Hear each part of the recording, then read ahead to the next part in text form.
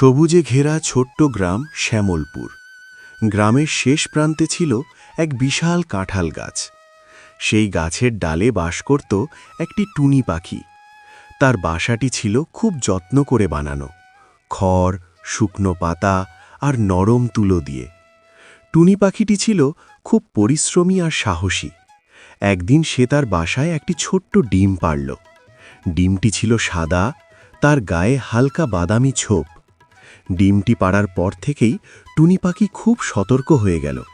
সে জানত বনে অনেক শত্রু আছে, কাক, সাপ আর বেজি। তাই সে প্রায় সারাদিন বাসায় বসে ডিমে তা দিত। খাবার আনতে গেলে পাশের আম গাছের দোয়েল পাখিকে অনুরোধ করত পাহারা দিতে। একদিন ভয়ঙ্কর ঝড় এলো, আকাশ কালো হয়ে গেল, বাতাসে গাছ দুলতে লাগল। টুনি পাখি ভয়ে ডিমটিকে বুকের কাছে চেপে ধরল।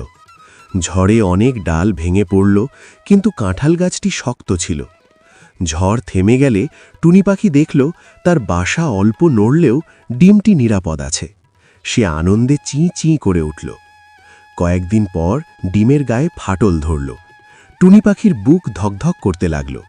একটু পর ডিম ভেঙে বের হলো একটি ছোট্ট ছানা।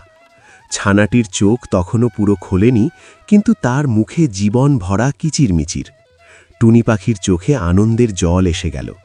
সে বুঝল, যত কষ্ট আর ভয়ই থাকুক, ধৈর্য আর ভালোবাসা থাকলে সব বাধা পেরোনো যায়।